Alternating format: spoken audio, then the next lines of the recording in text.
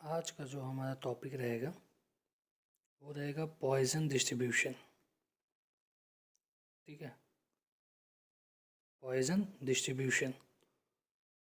Poisson distribution में basic simple सा एक फार्मूला है जो हर जगह यूज़ होता है स्टार्टिंग से। वो होता है e to the power minus lambda multiply by lambda to the power r divided by r factorial. ठीक है, इसमें ई क्या है? एक्सपोनेंशियल है, जिसका अप्रॉक्सीमेट वैल्यू होता है 2.71828। ठीक है, यानी कि एक्सपोनेंशियल जो टर्म होता है इसका वैल्यू आपका 2.71828। ये आप गूगल भी कर सकते हैं तो आपको यही वैल्यू वहाँ पे भी बताएगा, कोई अलग नहीं है। यहाँ पे जो लैम्डा होता है वो होता है average rate of occurrence of event, यानी किसी भी सवाल में जो भी इवेंट के बारे में बताया होगा वो मेरा कहलाएगा लैम्डा। और आर जो होता है वो हमसे जो सवाल पूछा जा रहा है कि number of event that occur, जो हो सकता है। कभी कभार लैम्डा का वैल्यू फाइंड करने के लिए एन इंटू पी, एन होता है हमारा टोटल नंबर ऑफ ट्रायल्स और पी होता है हमारा probability of success. Probability of success, इसको एक एग्जांपल से समझते हैं, क्वेश्चन से। एक क्वेश्चन दिया हुआ है, if 1% of the total screw made by a factory are defective, find the probability that less than 3 screws are defective in a sample of 100 screws। यानी कि सिंपल बोल रहा है कि कोई भी एक फैक्ट्री में कोई भी प्रोडक्ट, यहाँ स्क्रू दिया हुआ है, हम कुछ भी ले सकते हैं, कोई टॉय या फिर कुछ भी, कोई भी प्रोडक्ट हो गया, पेन, पेंसिल, एनीथिंग। तो जब उस फैक्ट्री में वो प्रोडक्ट बनता है तो टोटल प्रोडक्ट का 1% जो होता है ख़राब हो जाता है। मतलब कि कोई डिफेक्ट बन गया या फिर उसमें कोई ना कोई मैन्युफैक्चरिंग डिफेक्ट आ गया, मतलब डिफेक्टिव चीज़। मतलब कि पूरे फैक्ट्री में जो हम प्रोडक्ट टोटल बनाए हैं उसमें से 1% मेरा क्या निकल गया? डिफेक्टिव, यानी 1/100। तो यही मेरा जो 1% है यही मेरा क्या बन गया? पी। ठीक है, पी का वैल्यू हो गया 1%। अब यहाँ पे हो रहा है find the probability less than 3। अब ये सवाल है, इसी का हमको फाइंड करना है, यानी कि उसको बताना है हमें कि 3 से कम कितने स्क्रू डिफेक्टिव होंगे, उसका प्रोबेबिलिटी हमको निकाल के बताना है। तो मेरा एन जो है टोटल नंबर वो कितना हो जाएगा? 100। मतलब बताया कि टोटल कितना स्क्रू बनाया इसने? 100। तो लैम्डा का वैल्यू कैसे निकलेगा? N into P. एन दिया हुआ है 100, पी का वैल्यू हो गया 1%, यानी 1/100। तो लैम्डा का वैल्यू आ गया 1। अब यहाँ आर बोला है, जो आर का जो फाइंड करना है हमको प्रोबेबिलिटी, वो बोला है less than 3। Less than 3, less than 3 का मतलब है 3 से कम। तो 3 से कम क्या क्या हो सकता है? 0, 1, 2। ठीक है, 0, 1, 2। तो यहाँ पे हम वो फाइंड करेंगे।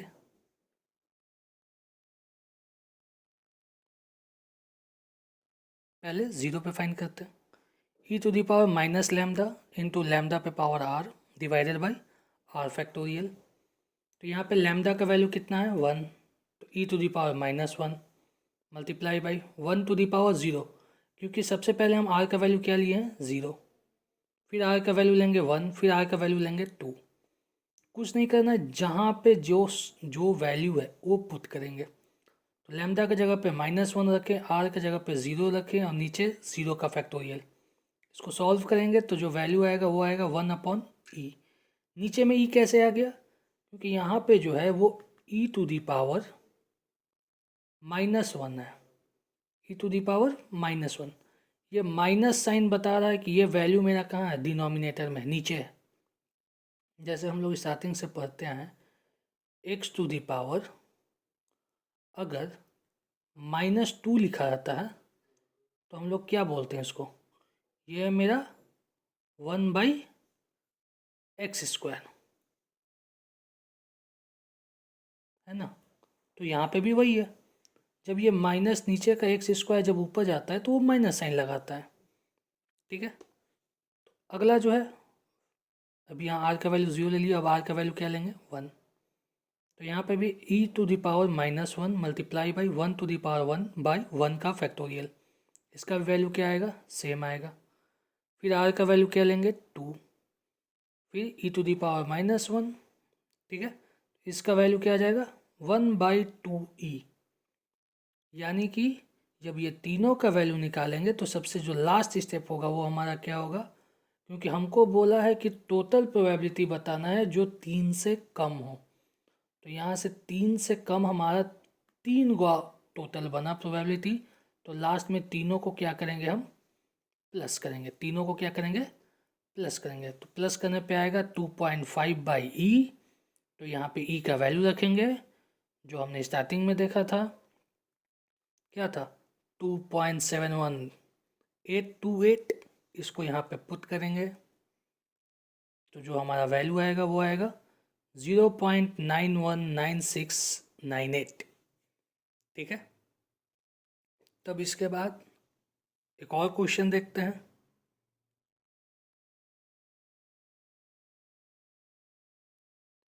ये हमारा कोरोना टाइम के रिलेटेड एक क्वेश्चन है।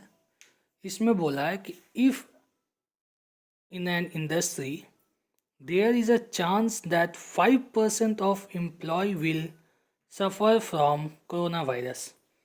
What is the probability that in a group of 20 employee, more than 3 employee will suffer from coronavirus?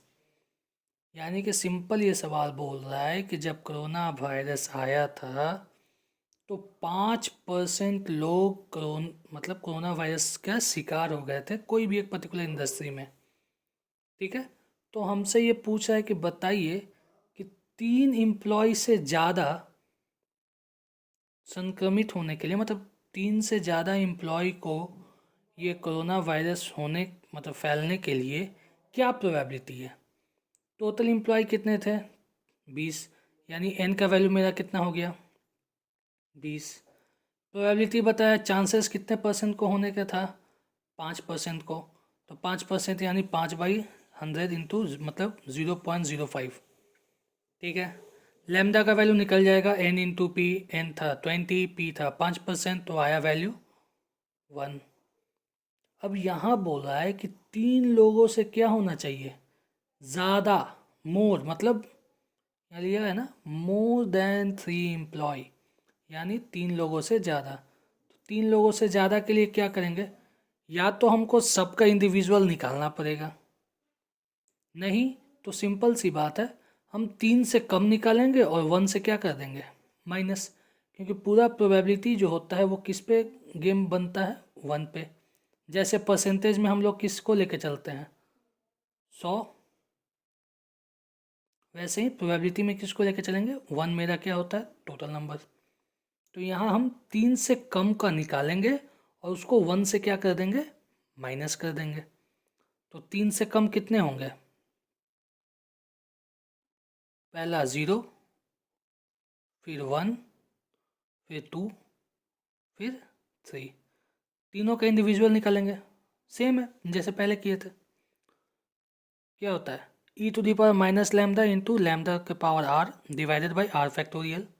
तो जब 0 लेंगे r का वैल्यू तो e⁻⁻1, क्योंकि लैम्डा का वैल्यू 1 निकाले थे, मल्टीप्लाई बाई 1⁻0/0 फैक्टोरियल, इसका वैल्यू आएगा 1/e। फिर जब r का वैल्यू 1 लेंगे तो आएगा 1/e, 2 लेंगे तो आएगा 1/2e, और 3 लेंगे तो आएगा 1/6e, ठीक है। इसमें कोई भी चेंजेस नहीं है। अब फिर से वही काम करेंगे, ये मेरा क्या है, 4 गो चांसेस है, प्रोबेबिलिटी है। अब पहले इन चारों को प्लस करेंगे, फिर 1 से क्या करेंगे, माइनस करेंगे। जब इन चारों को प्लस करेंगे तो आएगा मेरा वैल्यू 8/3e, 8/3e। तो 1 में से इसको माइनस करेंगे तो आएगा 0.018988। तो ये मेरा हो गया इसका वैल्यू, यानी कि ये जो निकल के आया ये आया क्या, इतने प्रोबेबिलिटी है, इतने चांसेस हैं कि 3 से ज़्यादा लोगों को कोरोना वायरस हो सकता है। ठीक है, अब अगले क्वेश्चन पे आते हैं। अगला क्वेश्चन है, a man can send an email on average 2 email per hour. What is the probability that the man send no email in a given hour? यानी कि एक इंसान 1 घंटे में 2 ईमेल भेजता है। एक इंसान 1 घंटे में 2 ईमेल सेंड करता है।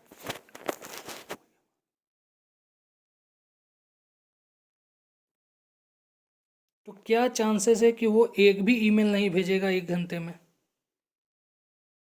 तो हमारा यहाँ पे जो दिया हुआ है 2 ईमेल का, वो है मीन इक्वल्स टू 2। मीन का वैल्यू 2 दे दिया है, यानी कि हमको एनपी का वैल्यू दे दिया है। तो जब एनपी का वैल्यू दे दिया है तो यही तो मेरा लैम्डा भी होता है। मीन निकालने का फॉर्मूला क्या था, एन इंटू पी, जो हम लोग बाइनोमियल डिस्ट्रीब्यूशन में भी पढ़े थे।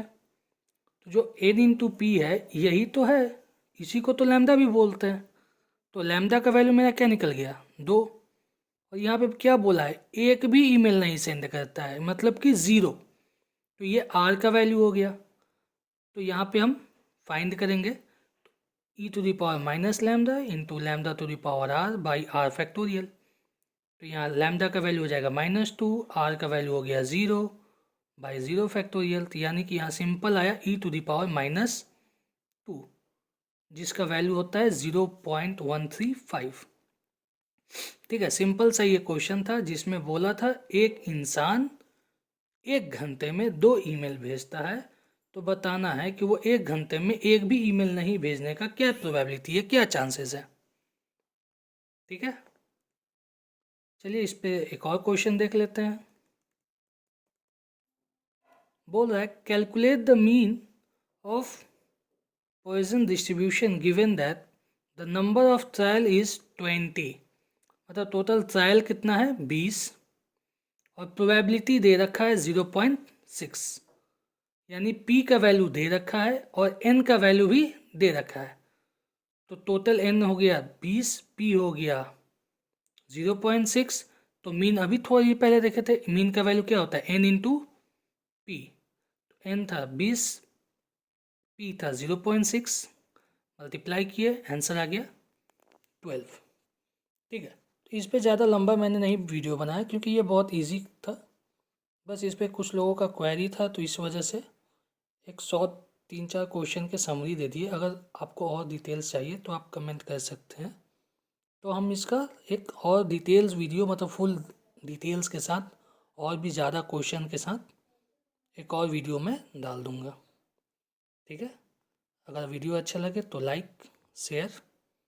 जब तक के लिए जय हिंद।